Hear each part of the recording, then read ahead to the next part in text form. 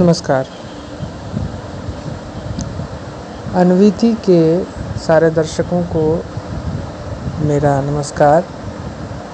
कार्यक्रम है क से किताब और बातचीत हो रही है मुक्तिबोध की उस रचना पर जिसको कि सन 1962 में प्रतिबंधित कर दिया गया था और बाद में कुछ आपत्तिजनक अंशों को हटा करके पुनः प्रकाशित करवाया गया था। पुस्तक का नाम आप सब जानते हैं, भारत इतिहास और संस्कृति। और इस पुस्तक को मुक्तिबोध ने पाठ्यपुस्तक के तौर पर लिखा था।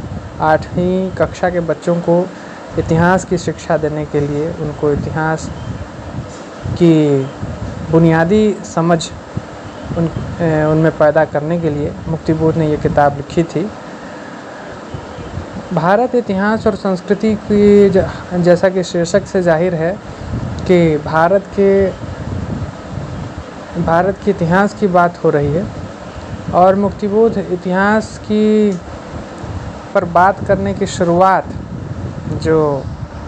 यानी पुस्तक की जो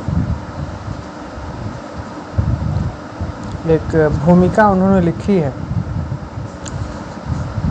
या प्रस्तावना जो लिखी है उसमें इस बात का उल्लेख किया है कि जो ये पुस्तक है ये इतिहास तो बिल्कुल नहीं है।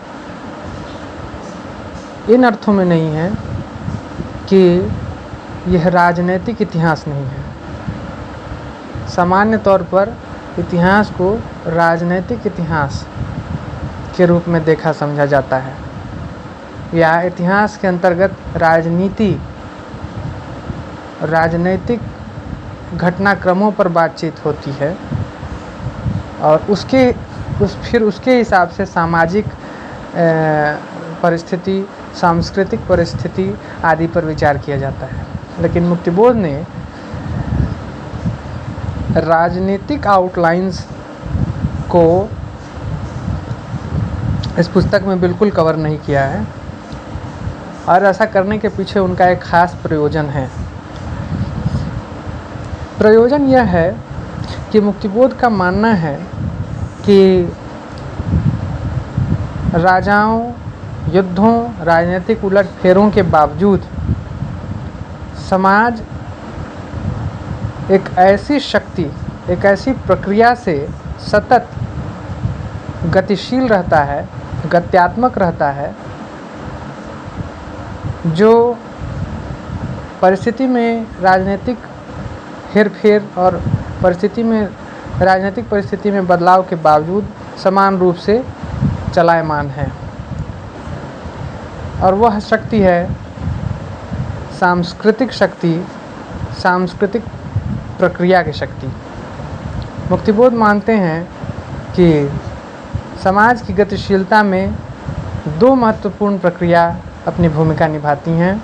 एक राजनीतिक प्रक्रिया और दूसरी है सांस्कृतिक प्रक्रिया। और मुक्तिबोध ने इस पुस्तक के तहत भारत की सांस्कृतिक प्रक्रिया पर विचार किया है। राजनीतिक प्रक्रिया पर विचार न करने के पीछे वे स्पष्ट लिखते हैं कि राजनीतिक दास्ता सदियों से रही, पर संस्कृति की शक्ति के कारण यह जाति जीवित रही और विकास करती गई। यानी भारत की जो सांस्कृतिक शक्ति है उसके भीतर एक गहरी आस्था और भारतीय जनता की संस्कृति प्रियता के पीछे एक गहरी आस्था मुक्तिबोध में दिखती है। मोटे तौर पर राजनीति को छोड़ने का ये कारण मुक्तिबोध ने अंकित किया है। जो दूसरी महत्वपूर्ण बात भूमिका से उल्लेखनीय है वह यह है कि मुक्तिबोध ने इस समूचे पुस्तक में यह प्रयत्न किया है कि समाज ने अपनी सांस्कृतिक शक्ति के आधार पर जो विकास पथ को अंकित किए हैं